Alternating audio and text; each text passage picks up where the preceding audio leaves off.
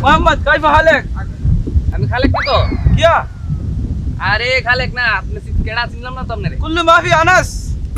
কিয়া কোন বাংলা কোন বাংলা কোন? अना माफी मालूम बांग्ला। বাংলা? मैं नहीं बांग्ला। अरबी अरबी। আপনি সৌদি আরব তাইছে? या ब्रो। কাইলে রবিনা না? क्या रॉबिन? इंत रॉबिन बिन मालिक। আরে রবিনা তুই সৌদি আরব থেকে अल्लाह। मुजुम ताल ताल।